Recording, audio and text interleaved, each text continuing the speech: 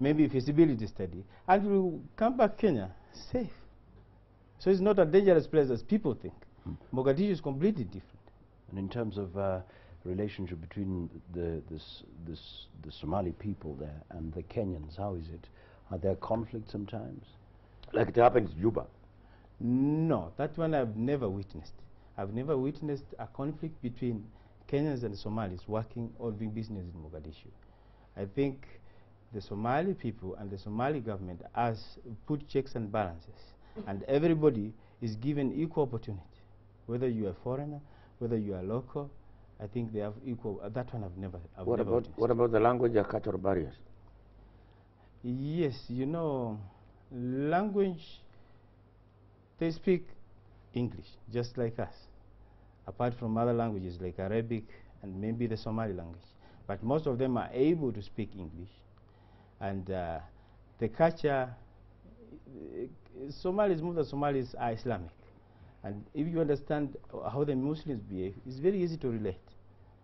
All right, and in terms of just living there, because talking about Jazeera Hotel, I mean the profile, the security profile is really tight and has a great deal of high standard.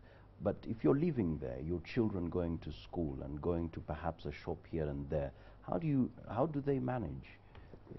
Is it as safe as you're telling us? Yes, yes. I think the government is coming up with try to develop the education sector. Still, I think last year they opened the public schools. Children are going to school, but I think they'll still need some more time, maybe to build all these other areas like education sector. They need to build every sector. You know, they've been fighting for the last 20 years. So they need time to build. But I think the government is moving in the right direction. From my experience in the 2 years, the graph has been growing for everything, economically, security-wise, everything. The graph is moving in the right direction. International civil servants or public workers who work there international, where do their children go to school? Is there an international school there where you or people come there, bachelors and spend stuff? You leave your families in London and Nairobi, and you go and work there. Yes, most of the people don't take their families there because of what I told you. Still, the instability and also the education sector is not well developed. So most of the people still prefer maybe to put their families in Kenya or in other countries. But I think in the near future, things are going to change. What you are suggesting is probably that people like Makini School or international schools here should go there and start branches. Exactly, that is what we are talking of. Kenyans investing in Mogadishu, because I know if they take that challenge, they take that risk and go and start up some things like that in Mogadishu. The business is there. People are willing to take to stay with their families there and take their children to school. The only problem is maybe lack of supply. If they are not good schools, they have no choice but put them elsewhere. But if you have the choices there, everybody will be willing to put their children there, and then their families stay with their families together. But if you are going to build a school, and then it becomes another Fort Knox like your hotel, which is completely generators, security over, the motivation is not there. No. When we were doing the meeting, the conference, in the SORI conference in KICC, they had one of the guest speakers as the man in charge of trade in Mogadishu. And he told us the government is doing something to provide electricity, to provide clean water, to provide sewerage, and to give support to international investors.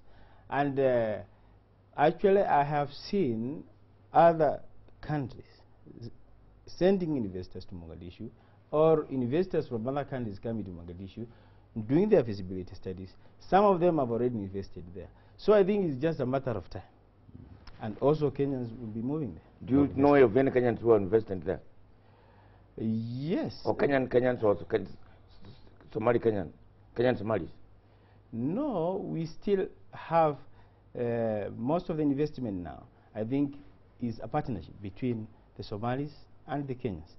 But I have seen like engineers, electrical engineers, Whoever installed my lift in the hotel, he has started his own company in Mogadishu. And now he's installing more lifts in other, because there's a lot of construction boom. A lot of big buildings are coming up. He's installing there. That's a good example of how people can easily start business in Mogadishu and succeed. All right. I mean, as we wind up, of course, you've talked about the potential of Somalia and the way it's actually growing. What are those specific professions that Somalia needs, so that if there is a professional in Kenya and they're looking for opportunities, they can literally grab it very fast and move to Somalia? Yes. Let me start with where I'm working from, the hospitality. The hospitality staff, they are highly needed there. Hospitality. We go to engineers, the construction.